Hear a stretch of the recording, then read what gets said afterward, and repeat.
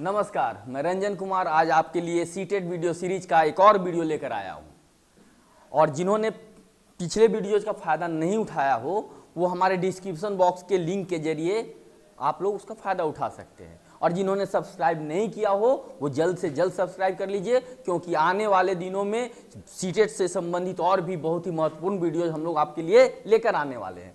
तो आज हम लोग जो है वृत्त के बारे में हम लोग डिटेल में अध्ययन करने जा रहे हैं, जिसमें बहुत सारे टर्म्स जो कि वृत्त से संबंधित है उसके बारे में हम जानेंगे। कुछ महत्वपूर्ण प्रश्न भी करेंगे जो कि सीटेट के लिए बहुत ही महत्वपूर्ण है। ठीक है, तो आइए हम लोग चलते हैं अपने टॉपिक वृत्त की तरफ।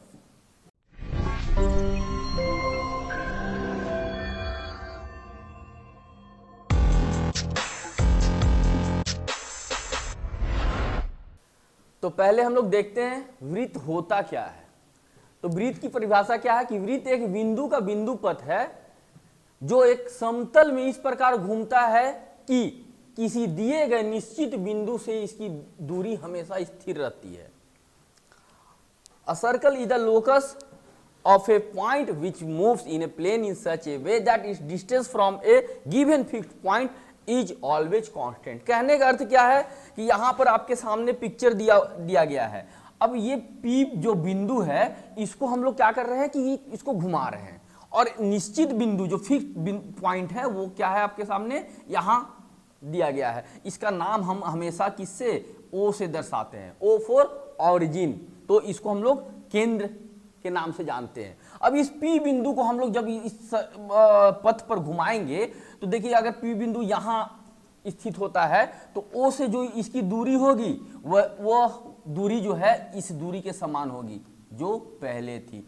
या फिर अगर P इस स्थान पर पहुंचता है फिर भी O से इस बिंदु की दूरी हमेशा समान रहेगी। कहने का मतलब ये जितनी भी दूरियां हैं सभी क्या होती हैं, समान होती है। और इस समान दूरी को हम लोग कहते हैं त्रिज्या r, जिसके बारे में हम लोग अभी आगे देखने वाले हैं। तो देखते हैं त्रिज्या है क्या। तो त्रिज्या की परिभाषा कुछ इस तरह से है, वृत्त के केंद्र और एक बिंदु को मिलाने वाली रेखाखंड इसकी त्रिज्या कहलाती है। वृत्त का केंद्र हमने अभी बताया था, वृत्त के केंद्र को हम लोग किससे दर्शाते हैं, O से। और यह जो बिंदु है वृत्त पर P, तो इन दोनों के बीच की जो दूरी है यही कहलाती है त्रिज्या। और जिस पथ पर यह P जो बिंदु गमन करता है इस पथ को हम लोग कहते हैं परिधि, सरकमफ्रेंस। सरकमफ्रेंस की परिभाषा क्या है, लेंथ ऑफ द बाउंड्री, चार दीवारी की लंबाई। तो यह जो पथ है इसकी जो लंबाई होगी वह कहलाएगी वृत्त की परिधि, सरकमफ्रेंस ऑफ सर्कल। और इस सरकमफ्रेंस को निकालने के लिए हम लोग जो फॉर्मूला इस्तेमाल करते हैं वह है 2πr। 2π पाई का जो वैल्यू लिया जाता है वह लिया जाता है 22/7 या 3.14। तो यह प्रश्न में दिया रहता है, तो उसके अनुसार जो है आप इसका इस्तेमाल कर सकते हैं कि पाई का वैल्यू क्या लेना है, 22/7 लेना है या 3.14 लेना है।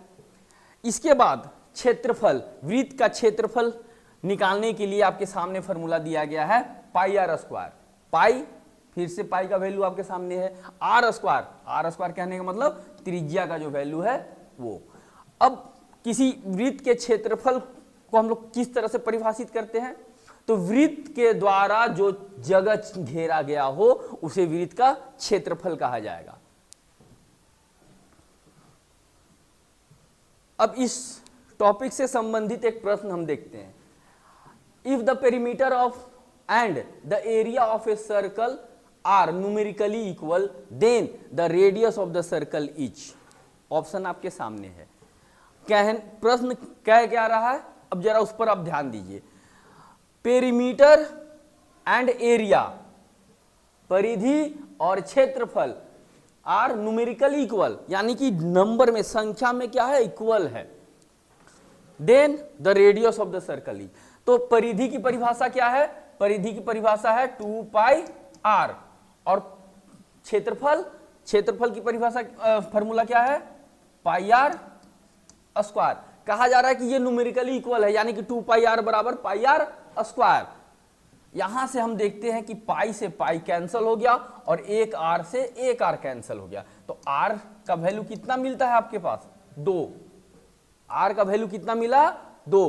पूछा क्या जा रहा है, then the radius of the circle, यानी कि वृत्त की त्रिज्या कितनी होगी, तो वृत्त की त्रिज्या कितनी होगी 2 unit. A is your right answer. अब इसी क्रम में अगला पॉइंट आपके सामने है जीवा। तो वृत्त की जीवा यानी कि कॉर्ड ऑफ ए सर्कल वह क्या है, तो जीवा की परिभाषा क्या है कि वृत्त की जीवा वृत्त पर किन्हीं दो बिंदुओं को मिलाने वाली एक रेखाखंड है।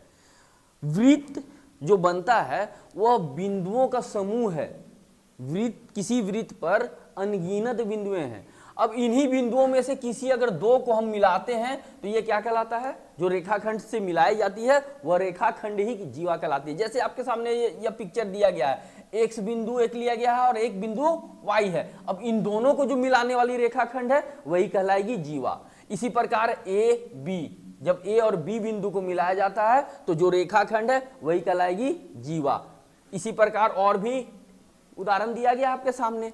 लेकिन एक जीवा जो है वह क्या हो रहा है कि केंद्र से होकर गुजर रहा है, सेंटर से पास कर रहा है, तो वह जीवा जो है वह कहलाती है व्यास। तो व्यास की परिभाषा क्या है, व्यास एक वृत्त की जीवा है जो वृत्त के केंद्र से होकर गुजरती है।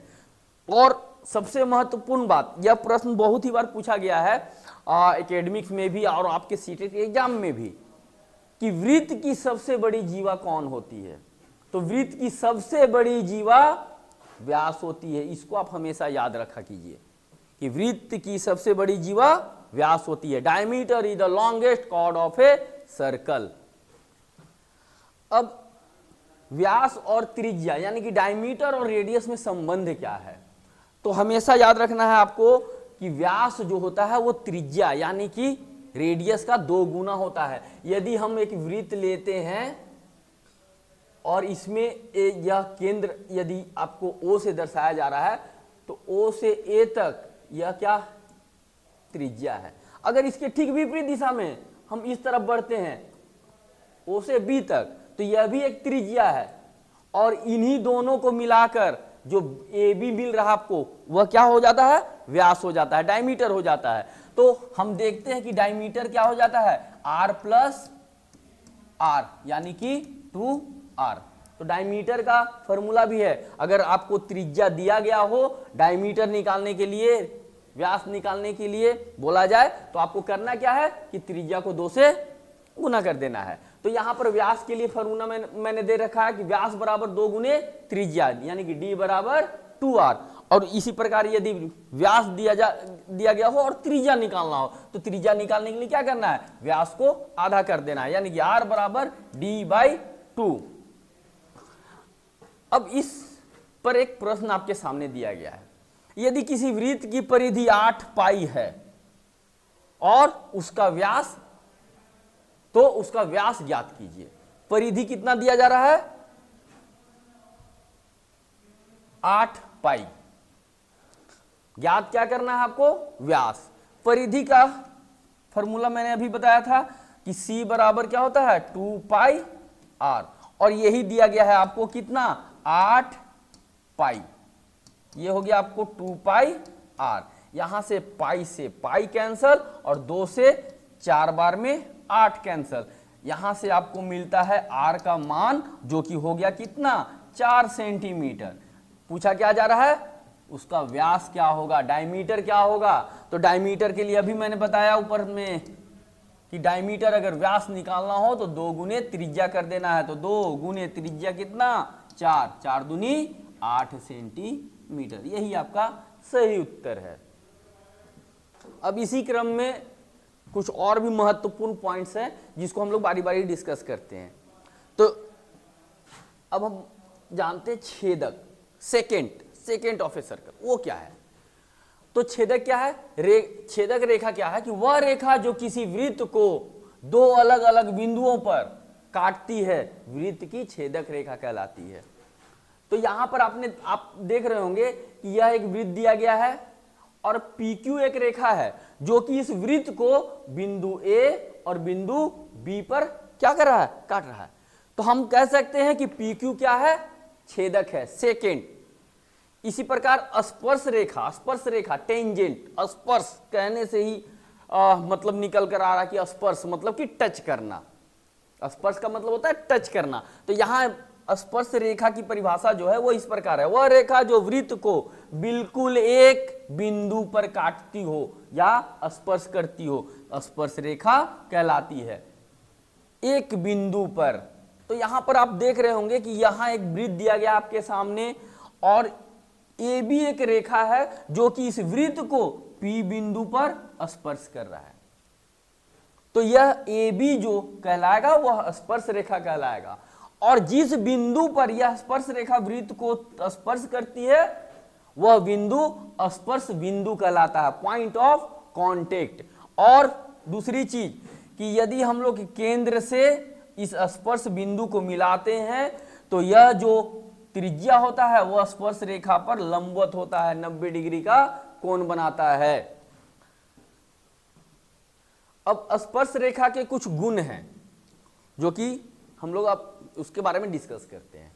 तो स्पर्श रेखा के गुण कुछ इस प्रकार से हैं, किसी बाहरी बिंदु से वृत्त पर, किसी भी वृत्त पर किसी अगर बाहरी बिंदु से स्पर्श रेखा अगर खींची जाए तो कितनी खींची जा सकती है, तो सिर्फ 2। फॉर एग्जाम्पल यहां पर आपके सामने एक वृत्त दिया गया है, हमने एक बाहर में एक बिंदु ले रखा है P। अब इस P बिंदु से इस वृत्त पर मात्र 2 ही स्पर्श रेखा खींचे जा सकते हैं, मात्र 2। तो एक PA और एक PB, इसके अलावा आप नहीं खींच सकते हैं।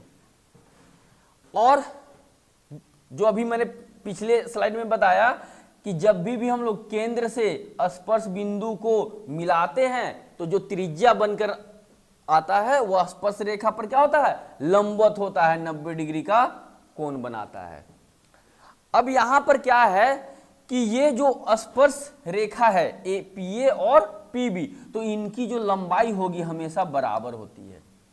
हमेशा याद रखिएगा कि किसी बाहरी बिंदु से खींची गई स्पर्श रेखाओं की लंबाई हमेशा क्या होती है, समान होती है। सकेंद्रीय वृत्त, कंसेंट्रिक सर्कल्स। सकेंद्रीय कहने से ही वर्ड से मतलब कुछ निकलता है, उस मतलब को आप पकड़िए। सकेंद्रीय, केंद्र यानी कि सेंटर, और सकेंद्रीय मतलब कि समान। तो सकेंद्रीय वृत्त क्या है, कंसेंट्रिक सर्कल्स, वे वृत्त जिनका केंद्र एक ही होता है और त्रिज्याएं भिन्न भिन्न होती हैं, सकेंद्रीय वृत्त कहलाते हैं।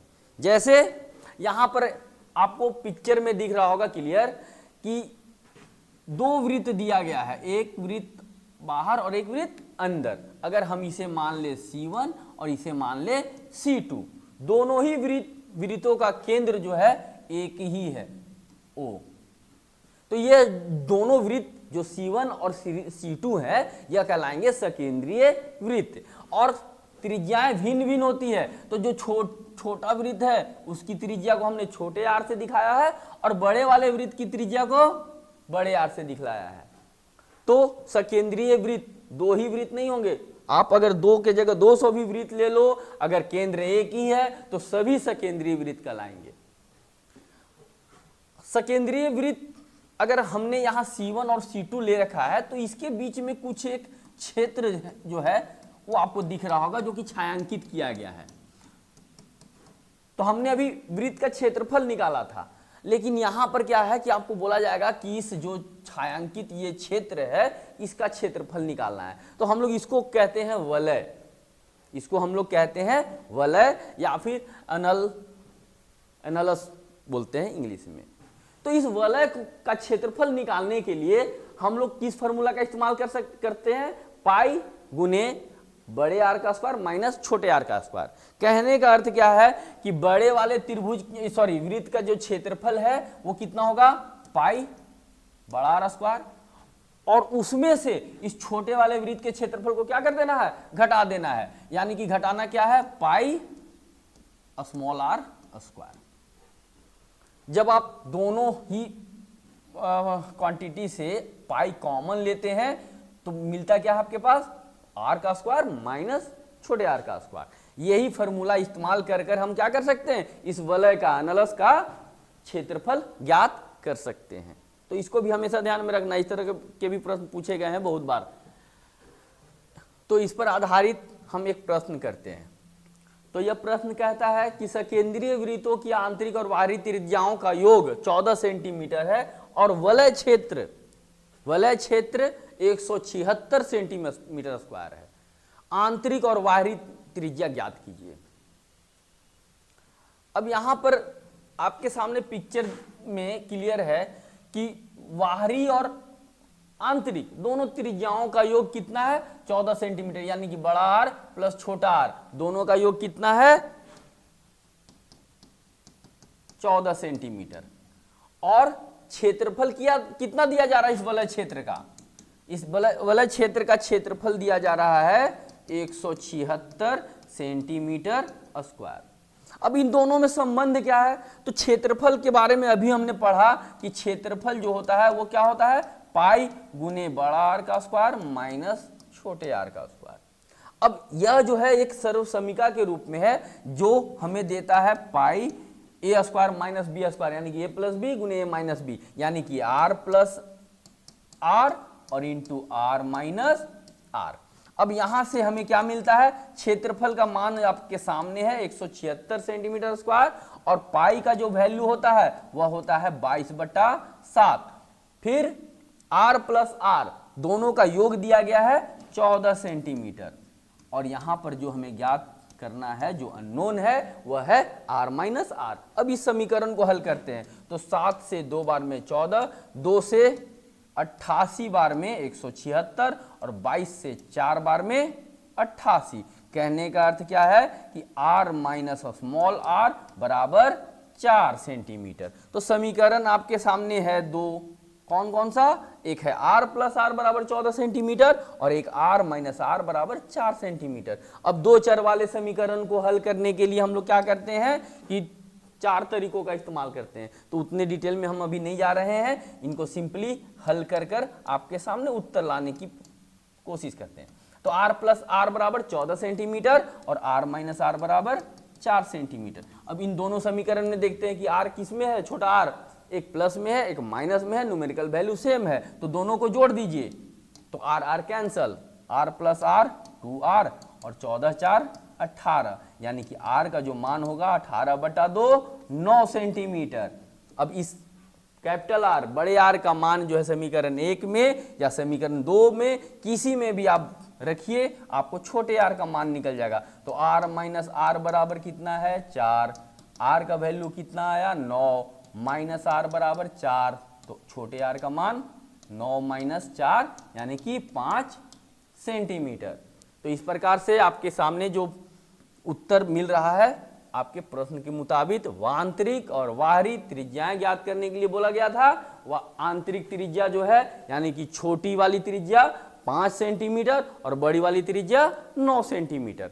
तो ध्यान पूर्वक से इसी तरीके से आप अपने प्रश्नों को जो है हल करने का प्रयत्न कीजिए और कोशिश कीजिए कि फार्मूला जो है आपके मुंह पर रहे। जितनी जल्दी हो सके आप जो है फार्मूला को जो है एक जगह आप लिख लीजिए और उसको रट लीजिए।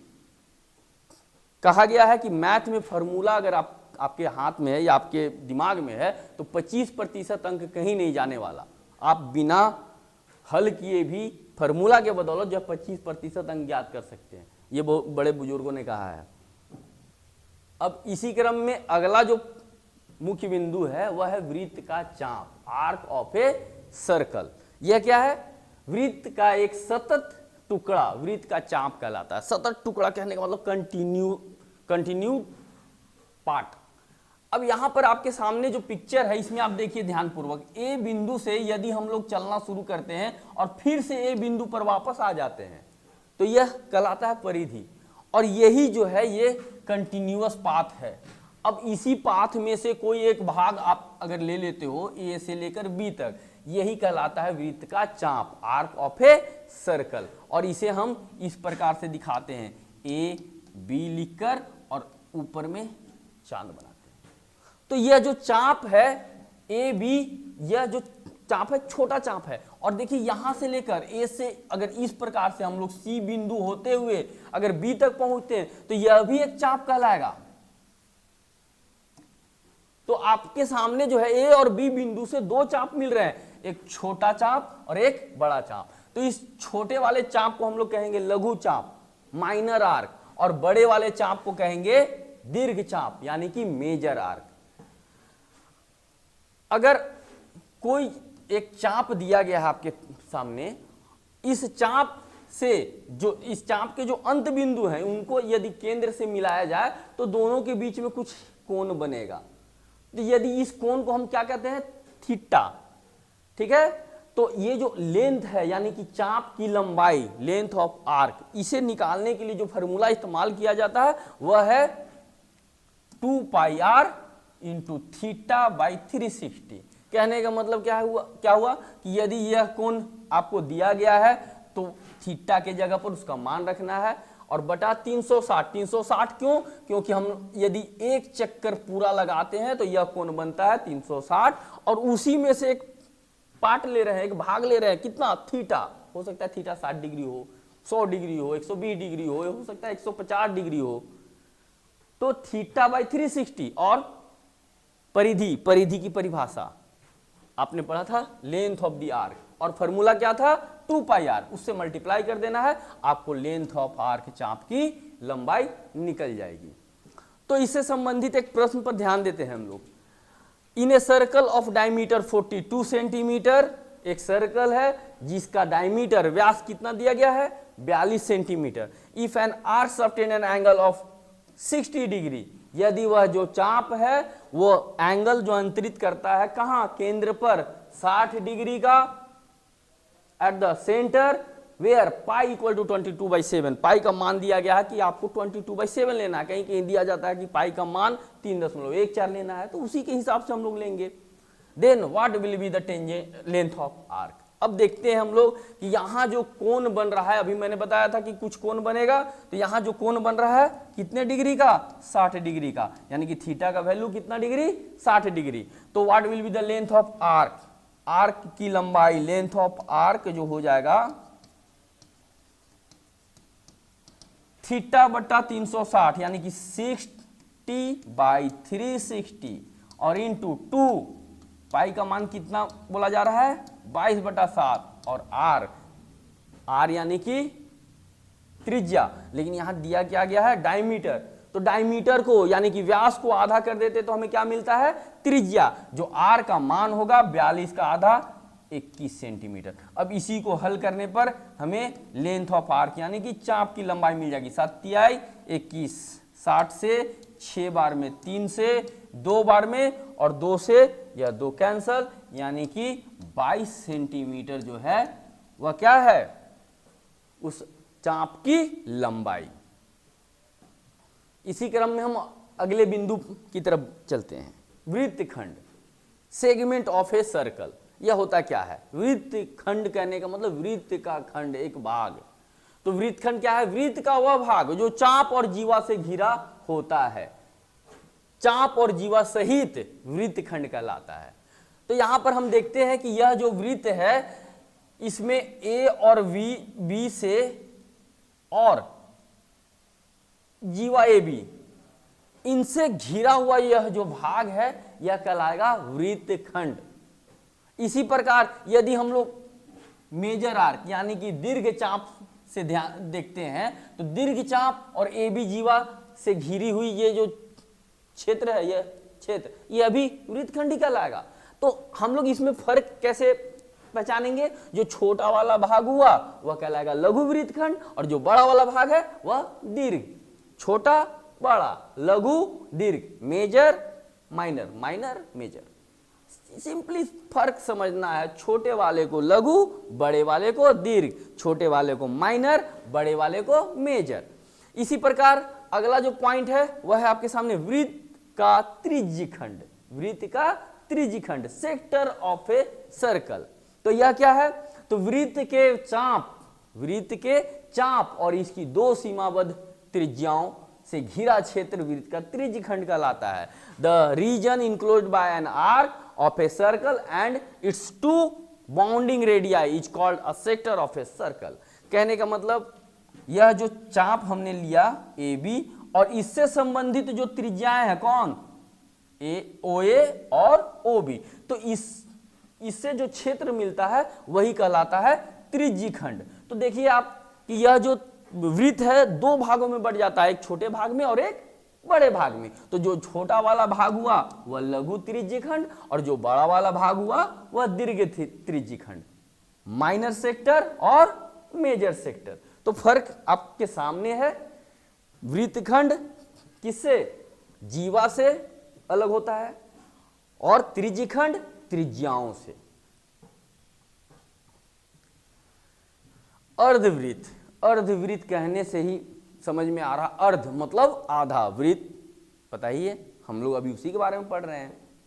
तो अर्ध मतलब आधा और वृत्त, तो वृत्त का आधा जो कहलाएगा वह कहलाएगा अर्धवृत्त। यह देखिए आपके सामने है, यह जो है एक वृत्त, अगर यह वृत्त होता तो कुछ इस प्रकार से होता। अब इसी वृत्त को क्या किया गया है कि आधा से बांट दिया गया है। देखिए सेंटर जो होगा, केंद्र जो होगा वह इस जीवा पर होगा, तो जो नीचे वाला भाग हुआ वह अर्धवृत्त। यदि ऊपर वाले भाग की बात करें तो वह भी अर्धवृत्त है। तो अर्धवृत्त क्या है कि एक वृत्त का व्यास उसे दो बराबर चापों में विभाजित करता है। तो दो बराबर चाप में विभाजित कर रहा है, एक चाप यहां से लेकर यहां तक काला वाला और एक हरा वाला। इन दोनों चापों में से प्रत्येक को अर्धवृत्त कहा जाता है। तो चाहे तो हम लोग नीचे वाले भाग को ले या फिर ऊपर वाले भाग को ले, दोनों ही क्या कहलाएंगे, अर्धवृत्त, सेमी सर्कल। अब त्रिज्यखंड का क्षेत्रफल, अभी हमने देखा था त्रिज्यखंड होता क्या है। तो त्रिज्यखंड क्या होता है, वृत्त के किसी चाप और उससे संबद्ध जो त्रिज्याएं हैं, दोनों त्रिज्याओं और चाप के बीच का जो क्षेत्र है वही कहलाता है त्रिज्यखंड। तो यहां देखने वाली बात क्या है कि इन दोनों त्रिज्याओं के बीच में कुछ न कुछ कोण बनेगा। तो इस अगर कोण को हम लोग थीटा मान लेते हैं, इस कोण को थीटा मान लेते हैं, और यदि वृत्त की त्रिज्या कितनी है, आर है, तो इस त्रिज्यखंड का जो क्षेत्रफल होगा वह होगा थीटा बटा 360 डिग्री और गुने जो वृत्त का क्षेत्रफल होता है पाई आर स्क्वायर। यदि यह कोण दिया गया हो, त्रिज्या दिया गया हो, तो इस क्षेत्र का क्षेत्रफल हम आसानी से इस सूत्र की मदद से निकाल सकते हैं। तो इस पर आधारित एक प्रश्न पर हम लोग ध्यान देते हैं। प्रश्न आपके सामने है कि if radius of the pizza is 7 centimetre, find the area of its one slice. तो यहां हम देखते हैं कि यह जो पिज्जा है वो आपको कितने टुकड़ों में विभाजित है, 1 2 3 4 5 6 7। तो हर एक पिज्जा जो है वो केंद्र पर कितने डिग्री का कोण बनाएगी, तो यह जो थीटा का मान हो जाएगा वह हो जाएगा 360 डिग्री पूरा कोण, और उसको कितने भागों में बांटा जा रहा है, 7 भागों में। तो अभी हम लोग क्या करते हैं, थीटा के जगह पर 360 बटा 7 लेकर आगे बढ़ते हैं। तो हर एक पिज्जा का जो स्लाइस है उसका जो क्षेत्रफल होगा वह होगा क्षेत्रफल बराबर थीटा यानी कि 360 डिग्री बटा 7 और बटा 360 गुने पाई, पाई का मान 22 बटा 7 और गुने आर स्क्वायर, आर जो दिया गया है, त्रिज्या दिया गया है वह 7 सेंटीमीटर, तो 7 गुने 7। तो यहां से आपको मिलता है कि 360 बटा 7 गुने, जब इसे हम बदलेंगे तो यह हो जाएगा 1 बटा 360 और गुने 22 बटा 7 गुने 7 गुने 7। 360 कैंसल, 7 और 7 कैंसल, यह 7 से यह 7 कैंसल, बचा कितना, 22 सेंटीमीटर स्क्वायर। जो हर एक स्लाइस है आपके सामने पिज्जा का, वह जो है वह कितने सेंटीमीटर स्क्वायर का है, 22 सेंटीमीटर स्क्वायर। तो क्वेश्चन बनाने के बाद पेट भरा, क्योंकि पिज्जा वाली बात थी। तो इस प्रकार से आपको जो है इस सूत्र से किसी भी त्रिज्यखंड का क्षेत्रफल निकालने में आपको मदद मिलेगा।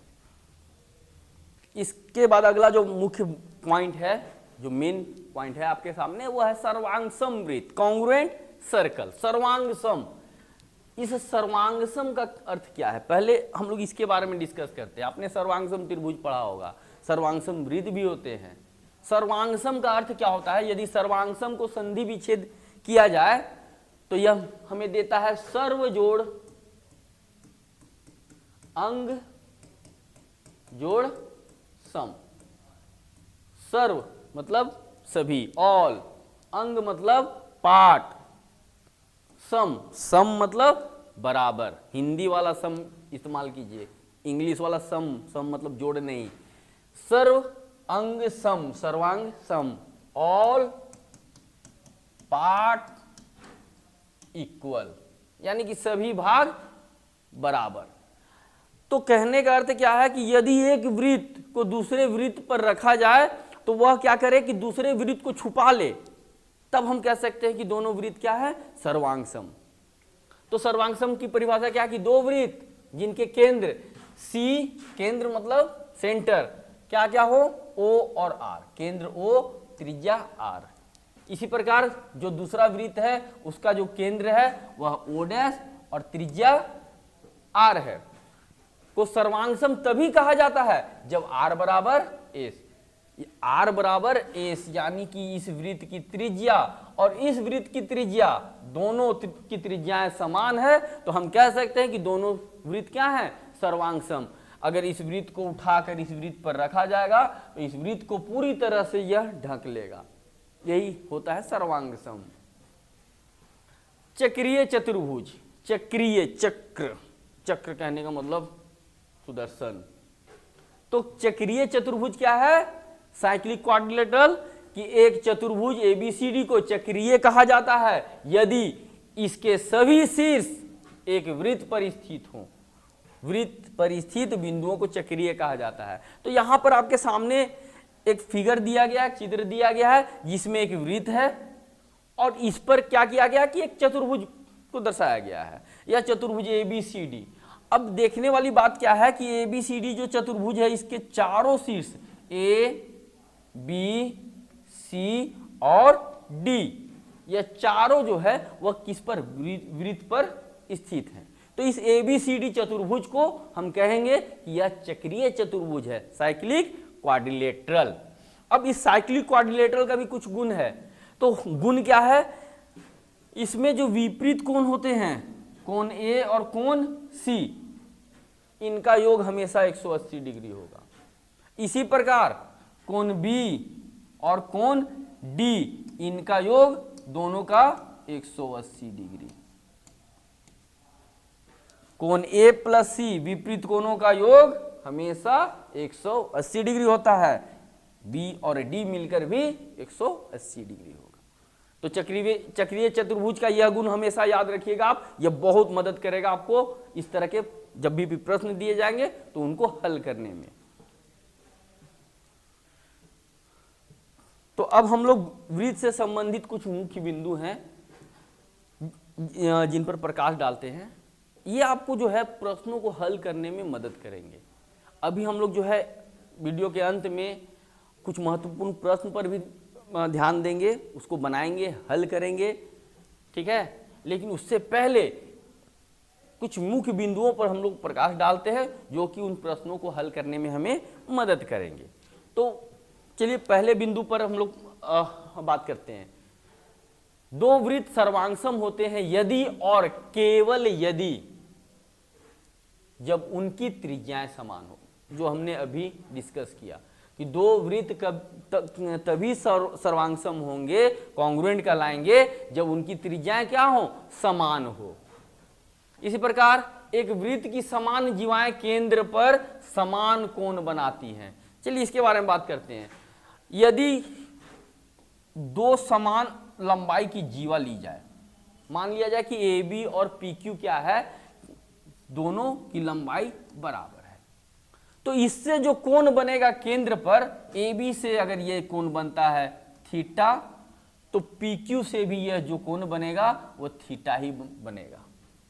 तो समान जीवाएं केंद्र पर समान कोण बनाती है, यानी कि यदि पी क्यू और ए बी की लंबाई समान तो कोण भी समान बनाएंगे।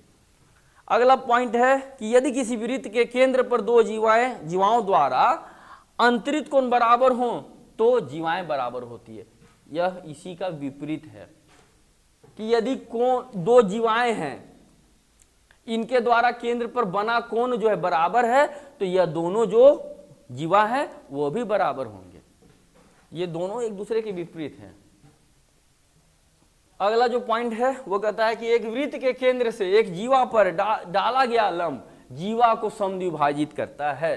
The perpendicular from the centre of a circle to a chord bisect the chord. यदि हम लोग एक जीवा ए बी लेते हैं और इस जीवा पर केंद्र से क्या करते हैं, लंबवत डालते हैं, यानी कि परपेंडिकुलर डालते हैं, तो यह जो लंबवत जो रेखाखंड है वह क्या करेगा, ए बी को दो बराबर भागों में बांटेगा, यानी कि ए एक्स बराबर बी एक्स। इसी प्रकार अगला जो पॉइंट है वह है आपके सामने, वृत्त की समान जीवाएं केंद्र से समान दूरी पर होती हैं। अब इसको समझिए आप, एक वृत्त आपके सामने दिया गया है, अब इस वृत्त के अंदर दो जीवा को दर्शाया गया है, एक है ए बी और एक है सी डी। अब देखिए ए बी और सी डी की लंबाई क्या है, वह बराबर है, ए बी बराबर है सी डी। तो ये ए बी और सी डी ये जो दोनों जीवाएं हैं वह केंद्र से समान दूरी पर होंगे। और कभी भी हम लोग जब भी दूरी की बात करते हैं तो हमेशा लंबवत दूरी की बात करते हैं। अगर ओ बिंदु से सी डी की दूरी अगर नापी जाए तो जो लंबवत दूरी होगी वही दूरी लेंगे हम।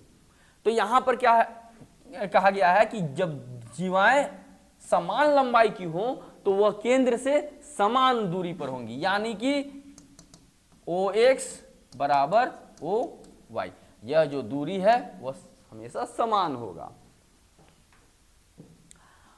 अगला जो पॉइंट है आपके सामने है, दिए गए तीन असंरेख बिंदुओं से होकर गुजरने वाली एक और केवल एक वृत्त है। असंरेख बिंदु के बारे में आप जानते होंगे, या जो नहीं जानते हैं उनको बता दे रहा हूं। असंरेख बिंदु तीन या तीन से अधिक बिंदु जो एक सरल रेखा में न हो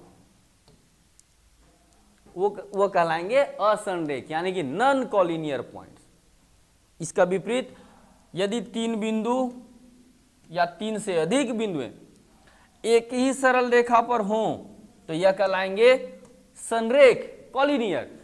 इसका उल्टा, यदि तीन बिंदुएं या तीन से अधिक एक सरल रेखा पर न हो तो वह कहलाएंगे असंरेख, यानी कि नॉन कॉलिनियर पॉइंट्स। तो यहां पर कहा जा रहा है कि तीन असंरेख बिंदुओं से होकर केवल और केवल एक ही वृत्त गुजर सकती है। यहां पर दिया गया पी क्यू और आर। अब इस तीनों बिंदुओं से होकर केवल और केवल एक ही वृत्त जा सकता है। यह जो है वस्तुनिष्ठ प्रश्न में, ऑब्जेक्टिव प्रश्न में पूछा गया है, तो आप लोग इस पॉइंट को याद रखिएगा। अब हम लोग अगले मुख्य बिंदु पर ध्यान देते हैं। यह कहता है कि एक चाप या जीवा द्वारा केंद्र पर बनाया गया कोण वृत्त के शेष भाग के किसी भी बिंदु पर इसके द्वारा बनाए गए कोण का दो गुना होता है। तो कहने का अर्थ क्या है कि यदि हम फिगर 1 में पहले एग्जाम्पल में देखें तो यहां दिया गया है कि एक वृत्त है आपके सामने और एक चाप ले लिया गया है PQ। अब इस PQ से केंद्र O पर यहां कोण बन रहा, कुछ भी मान लिया जाए ये थीटा बन रहा है, और इसी PQ चाप से वृत्त के अन्य भाग पर भी एक कोण बन रहा है जो कि यहां दर्शाया गया है। अब यह कहता क्या है यह पॉइंट कि जो चाप से केंद्र पर बन रहा है और जो चाप से, इसी चाप से वृत्त के किसी अन्य बिंदु पर जो कोण बन रहा है, हमेशा केंद्र पर का जो कोण होगा वह दो गुना होगा।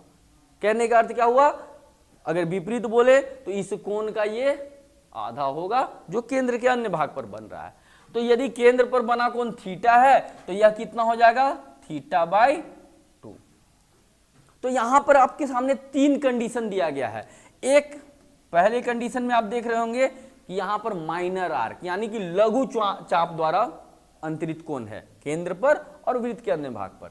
यहां पर दूसरे केस में अर्धवृत्त के द्वारा यानी कि आधे भाग के द्वारा जो मतलब चाप जो है वो हम लोग अर्धवृत्त के रूप में ले रहे हैं। तो इसके द्वारा जो केंद्र पर बना कोण है और इसी चाप के द्वारा जो वृत्त के अन्य भाग पर बना कोण है उसमें भी यही संबंध होगा। तो यहां जो कोण बनेगा केंद्र पर ये हो जाएगा 180 डिग्री, तो इसका आधा 90 डिग्री। तो हमेशा याद रखना है कि अर्धवृत्त का कोण समकोण होता है, अर्धवृत्त का कोण समकोण होता है। अर्धवृत्त से जो भी कोण बनेगा वो 90 डिग्री का होगा, किसी भी बिंदु पर बने। यहां ये भी 90 डिग्री, किसी भी पॉइंट पर अगर इस PQ चाप से हम कोण बनाते हैं तो वो समकोण होगा 90 डिग्री। तो यहां हमने देखा माइनर आर्क, यहां सेमी सर्कल, और ये हो गया मेजर आर्क यानी कि दीर्घ चाप। तो दीर्घ चाप से जो कोण बन रहा है वृत्त के केंद्र पर, वह कोण जो है ऊपर वाला नहीं, ये नीचे वाला कोण बन रहा है, क्योंकि हम लोग किससे बना रहे हैं? दीर्घ चाप से। और इसी दीर्घ चाप से वृत्त के अन्य भाग पर जो कोण बन रहा है वह बन रहा है R बिंदु पर, जो कि यह है। तो यहां पर यदि यह कोण अगर थीटा है तो यह कोण हो गया थीटा बटा 2। तीनों में एक ही संबंध है, वृत्त के केंद्र पर अंतरित कोण 2 गुना होता है वृत्त के अन्य भाग पर बने कोण से। तो अब हम लोग कुछ महत्वपूर्ण प्रश्न पर गौर करते हैं जो कि आपको सीटेट में आने वाले हैं या उससे संबंधित है या उस सीटेट के एग्जाम को लेकर महत्वपूर्ण है। तो ध्यानपूर्वक जो है मेरे साथ इन प्रश्नों को कीजिए, और किसी तरह का भी यदि आपको परेशानी होता हो या किसी प्रकार से समझने में अगर परेशानी हो तो कृपया हमारे डिस्क्रिप्शन बॉक्स में कमेंट जरूर करें। तो पहला प्रश्न आपके सामने है, in the given figure if angle RPS equal to 25 degree, यहाँ यह जो कोण दिया जा रहा है यह दिया जा रहा है 25 degree. The value of angle ROS, angle ROS कहने का अर्थ यह कोण जो है वो कितने डिग्री का होगा। ऑप्शन आपके सामने दिए गए हैं, 4 ऑप्शन। तो यहां देखने को क्या मिल रहा है कि P से एक स्पर्श रेखा गुजरकर R होते हुए निकली हुई है, और P से ही एक और स्पर्श रेखा S से होते हुए गुजर रही है। तो यहां पर 2 स्पर्श रेखाएं PR है आपके सामने और PS है। तो हमने पढ़ा है कि स्पर्श रेखाओं की लंबाई क्या होगी? समान होगी, यानी कि PR बराबर PS। दूसरा चीज, अगर हम लोग देखें कि PROS यह क्या बना रहा है? चतुर्भुज बना रहा है, ठीक है। चतुर्भुज में चारों कोणों का योग कितना होता है? 360 डिग्री। और हमें पता है कि पॉइंट ऑफ कांटेक्ट यानी कि स्पर्श बिंदु पर जो कोण बनता है वह कितने डिग्री का होता है? 90 डिग्री का। तो यहां भी 90 और यहां भी 90, यह दोनों मिलकर हो गए 180। इसका मतलब क्या हुआ कि O पर जो कोण बन रहा है और P पर जो कोण बन रहा है, इन दोनों का योग 180 डिग्री होगा, यानी कि एंगल RPS और प्लस एंगल ROS का जो मान होगा वह होगा 180 डिग्री। RPS का वैल्यू दिया गया है 25 डिग्री और प्लस एंगल ROS 180 डिग्री। तो एंगल ROS का जो मान हो जाएगा 180 में से आप 25 को घटाते हैं तो आपको सही उत्तर मिल जाएगा। तो यह आपको मिलेगा 155 डिग्री। तो आपका जो सही उत्तर है वो ऑप्शन डी है। अगला जो प्रश्न है वह कहता है कि एक tangent is drawn from a point at a distance of 17 centimetre of a circle, centre जिसका O और R है, of radius 8 centimetre, the length of its tangent is. Question को आप भली भांति समझ गए होंगे। कहा जा रहा है कि एक वृत्त है, tangent is drawn from a point at a distance of 17 centimetre of a circle of radius 8 centimetre. इस त्रिभुज का जो त्रिज्या है, रेडियस है, वह कितना है? 8 सेंटीमीटर। और इस त्रिज्या सेंटर से 17 मीटर की दूरी पर, 17 सेंटीमीटर की दूरी पर कहाँ, एक पॉइंट ले लिया गया है, मान लिया जाए P, और केंद्र को O। इस बिंदु से एक स्पर्श रेखा खींचा गया है जिसकी लंबाई इस केंद्र से इस बिंदु की दूरी है 17 सेंटीमीटर और इस वृत्त की त्रिज्या 8 सेंटीमीटर दी गई है। द लेंथ ऑफ टेंजेंट, यानी कि इसकी लंबाई, किसकी, स्पर्श रेखा की लंबाई ज्ञात करनी है। अब हमें पता है कि स्पर्श बिंदु पर त्रिज्या के साथ जो कोण बनता है वह कितने डिग्री का होता है, 90 डिग्री का। तो जब भी हमें समकोण त्रिभुज दिखे और दो भुजा पता हो तो हमें सबसे पहला जो सूत्र याद आता है दिमाग में वह आता है पाइथागोरस फार्मूला। तो पाइथागोरस फार्मूला कहता है कि जो कर्ण होता है उसका स्क्वायर लंब के स्क्वायर और आधार के स्क्वायर के बराबर होता है। यदि हम लोग आधार के स्क्वायर की यानी कि पी क्यू के स्क्वायर की बात करें तो पी क्यू का स्क्वायर क्या हो जाएगा, ओपी का स्क्वायर यानी कि कर्ण का स्क्वायर और माइनस ओ क्यू का स्क्वायर लंब का स्क्वायर। ओपी का वैल्यू 17 का स्क्वायर माइनस ओ क्यू 8 का square, A square minus B square 17 8, 17 plus 8 कर लो आप, या 17 माइनस 8। आप इस फॉर्मूला के इस्तेमाल से भी आप इसका हल निकाल सकते हैं या फिर इनका वैल्यू निकाल कर आप घटा दो, आंसर मिल जाएगा। अब देखिए 17 8 25 और 17 में से 8 जाने पर 25, 17 में से 8 जाने पर 9 प्राप्त होता है। अब यहाँ पी क्यू स्क्वायर है तो पी क्यू का मान जो है वो क्या हो जाएगा, पी क्यू इक्वल टू √25 और गुने 9, 25 का वर्ग 5, 9 का 3, 5 तिहाई 15, यह जो मिलता है हमें 15 सेंटीमीटर। हम लोग आते हैं अपने अगले प्रश्न पर। तो यह प्रश्न कहता है कि in a circle of radius 10 centimetre the chord of the circle is at a distance of 6 centimetre from the centre, the length of the chord is.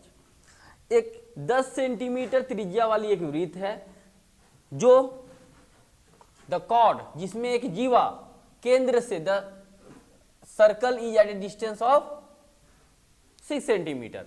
The chord of the circle, एक वृत्त की जीवा जो है वह केंद्र से 6 centimetre की दूरी, 6 सेंटीमीटर दूरी हमने बताया था कि जब भी लेना है लंबवत दूरी, तो यह जो है 6 सेंटीमीटर की दूरी पर स्थित है केंद्र से।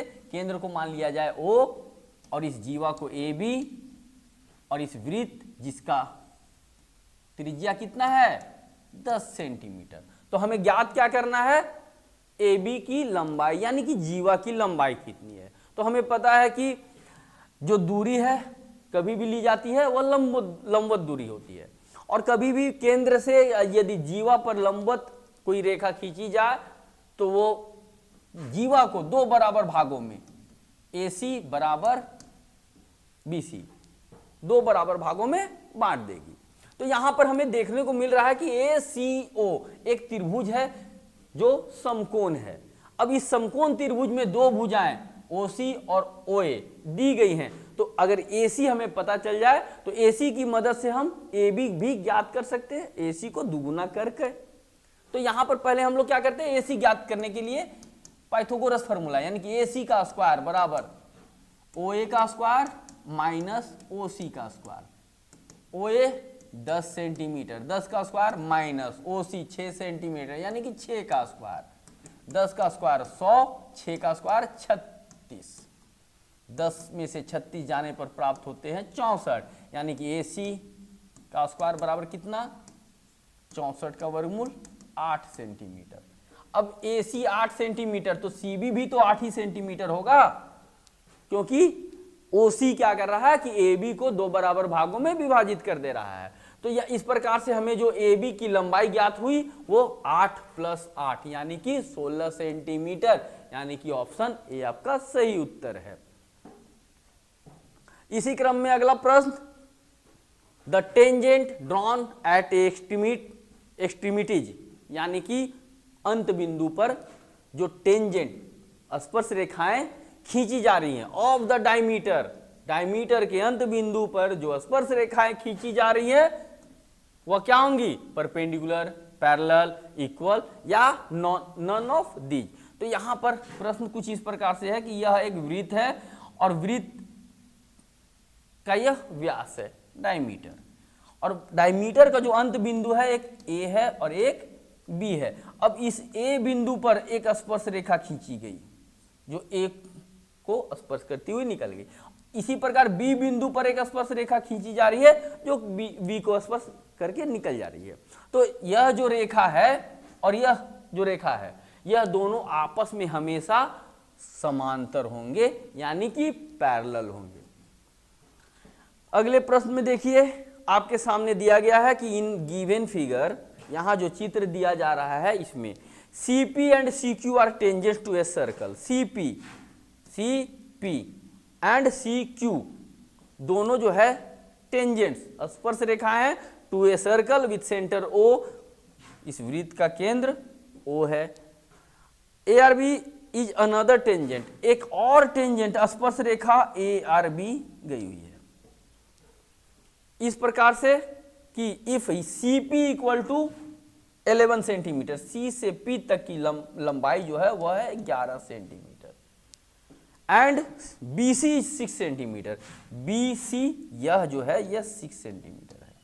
हमें ज्ञात क्या करना है, then the length of BR, length of BR, B से लेकर R तक की लंबाई कितनी होगी।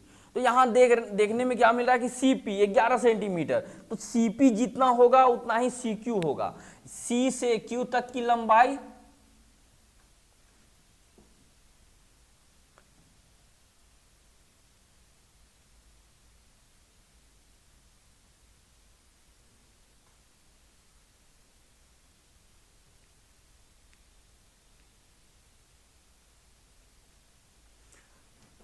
C से Q तक की लंबाई 11 सेंटीमीटर और B से C तक की लंबाई 6 सेंटीमीटर। तो इस प्रकार हमें QB मिल जाएगा। 11 में से अगर हम पूरे में से 6 सेंटीमीटर को घटा देते हैं तो ये QB जो है ये हमें 5 सेंटीमीटर मिलता है। फिर से आप देखिए कि B बिंदु से भी दो स्पर्श रेखाएं खींची गई हैं, एक BQ और एक BR। तो हमें पता है कि किसी भी बाहरी बिंदु से यदि स्पर्श रेखाएं खींची जा रही हैं तो उन स्पर्श रेखाओं की लंबाई क्या होती है, बराबर होती है, यानी कि जितना BQ होगा उतना ही BR होगा। तो BR कितना हो जाएगा, आपके सामने उत्तर आएगा वह आएगा 5 सेंटीमीटर। तो इस प्रकार हमने वृत्त से संबंधित कुछ महत्वपूर्ण बिंदु और कुछ महत्वपूर्ण प्रश्न हमने किए। और भी प्रश्न इससे संबंधित या सीटेट से संबंधित हम लोग लेकर आने वाले हैं। इसके लिए आप हमेशा हमारे साथ जुड़े रहिए, और जिन्होंने सब्सक्राइब नहीं किया है तो कृपया जल्द से जल्द सब्सक्राइब कीजिए ताकि जितने भी वीडियोज हम आपके लिए लेकर आए आप तक सबसे पहले पहुंचे। और हमारे साथ जल्द से जल्द रजिस्टर्ड होइए आप लोग, ताकि आप तक जो है महत्वपूर्ण प्रश्न दे सके, ताकि आपको आने वाले सीटेट एग्जाम में आपको उसका लाभ मिल सके। गूगल फॉर्म के जरिए जो है आप हमारे साथ रजिस्टर्ड होइए ताकि जो है प्रश्न आप तक पहुंचे, उसका सॉल्यूशन आप तक पहुंचे और आप उसका फायदा उठा सके। और आप जितने मित्रों को हो सके तो आप इसको शेयर कीजिए। आगे भी हम आपके मदद के लिए हमेशा E2E आपके साथ खड़ा रहेगा। और भी वीडियोज लेकर हम आएंगे। अभी के लिए इतना ही, धन्यवाद।